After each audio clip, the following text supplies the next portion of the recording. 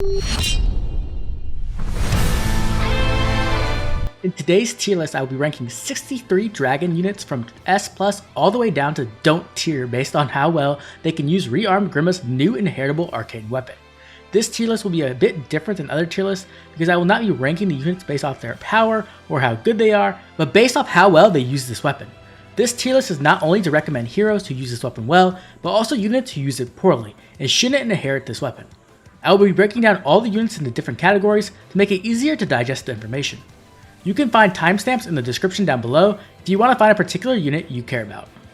Now let's quickly go over the criteria I use to rank these heroes.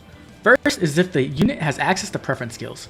For example, a hero like Nifl who has Domain of Ice.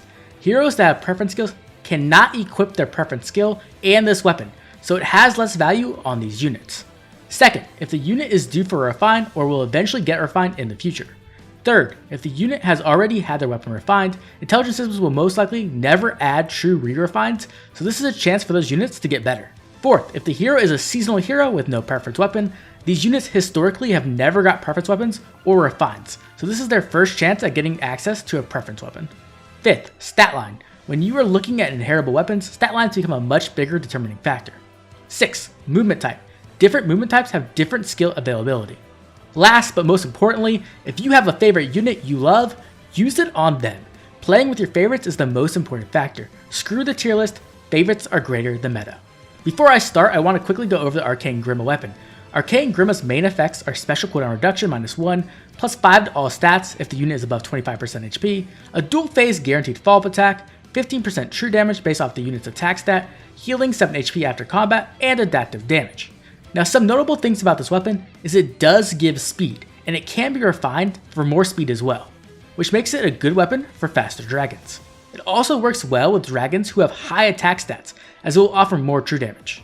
The weapon is more offensive oriented than it is defensive, and so I would argue it is better on offensive or mixed phase dragons, especially because it doesn't have any type of follow-up denial, which is an effect defensive dragons definitely want. Another thing I want to mention is the lack of synergy between the Arcane Weapon and Dragon's Ire 4. Dragon's Ire 4's main effect is offering a dual phase guaranteed follow-up attack, which this weapon offers already, so it would typically be better to use a different B skill like Hardy Fighter for armors, Dragon's Wrath for extra true damage, or even Dragon Wall for additional damage reduction. The last thing to bring up is the efficiency of fodder when it comes to Rearmed Grima.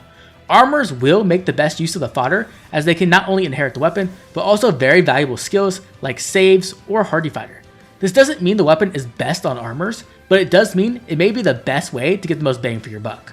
With that out of the way, let's start off with the tier list for units with preference skills. The bottom tier has been renamed from E tier to the Don't tier. These are the heroes who either have a better preference weapon than Arcane Grima, or they are reliant on their preference skills to give them additional power, support, or uniqueness. No matter what you do, please do not give these heroes the Arcane Weapon.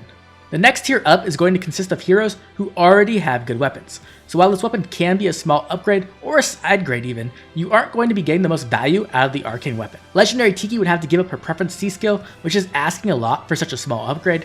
Saros can use this Arcane Weapon to be a more aggressive dual phase unit, but she does lose access to the follow-up denial in her base weapon, so it is questionable.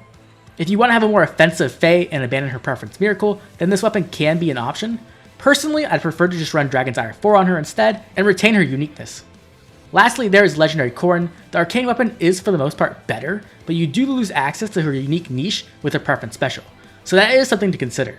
C tier consists of Sothis. Now Sothis got a terrible refine, and this weapon is definitely better, but you do lose access to Sirius, which is a powerful special, and is Sothis' only claim to fame.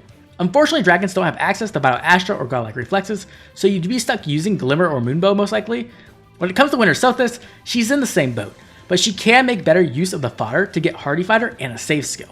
The major thing to consider is that Winter Sothis should be getting a refine around January 2023, according to the current rate of seasonal refines and Phoenix Master's predictions. You should probably wait and see if she gets something better that will allow her to continue to use Sirius. The first unit in B tier is Fallen Tiki. Unfortunately, Fallen Tiki's refine wasn't the best, and I do consider this weapon much better. You would have to give up Fallen Tiki's Solitary Dream, but honestly it's not the best preference anyway.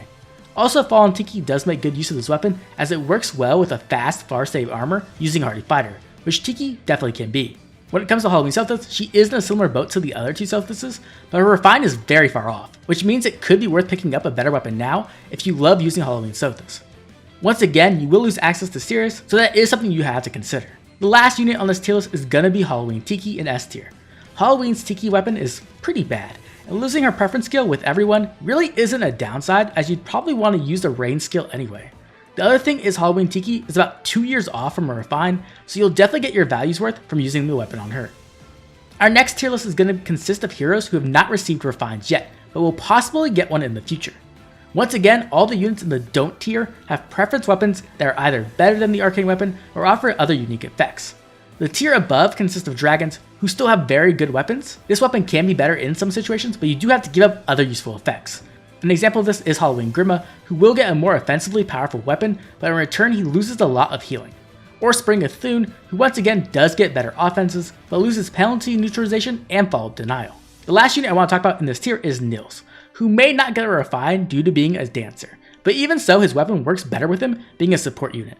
I wouldn't recommend the arcane weapon on him unless you want to use him as a combat unit for some reason. The 2 units in C tier, Na and Fallen Corn, would definitely get an upgrade from the arcane weapon, but both of them are due for refine any month now, so I wouldn't recommend giving it to them until you get a chance to see what kind of refine they get. The final unit in this tier is going to be Fallen Male Corrin in S tier.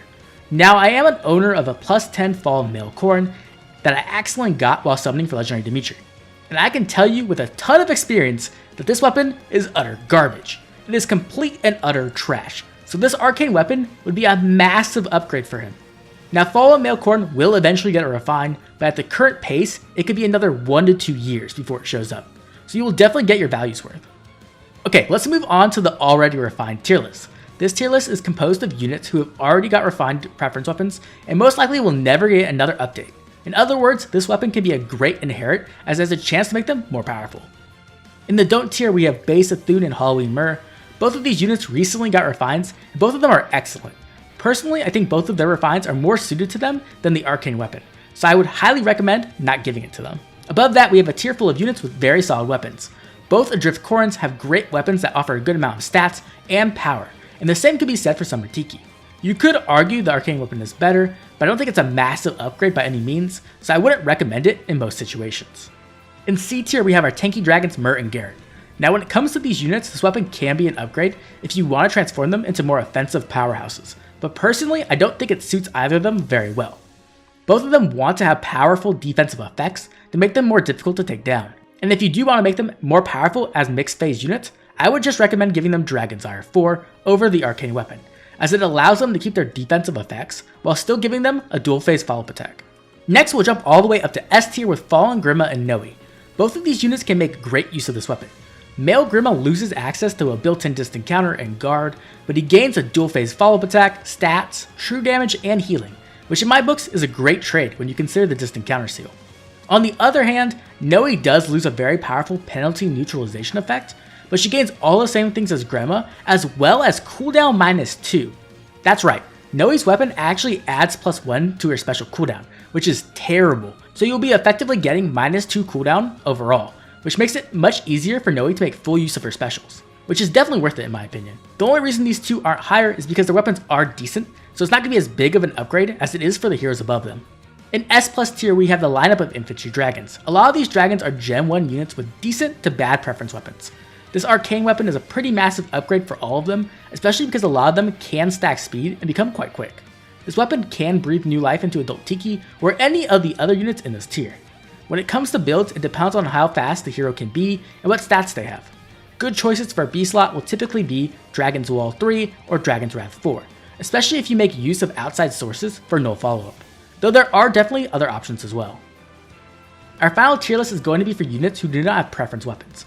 A majority of these heroes are seasonal, which means they won't ever have access to preference weapons, so this is an amazing chance to make them into great units with the use of Arcane Grima.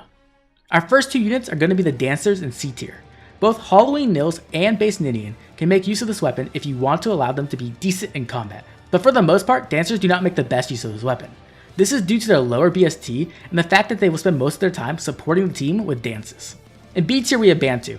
Now Bantu makes great use of this weapon, but he should be getting refined within 2 to 4 months, so I would recommend just waiting it out to see what he gets.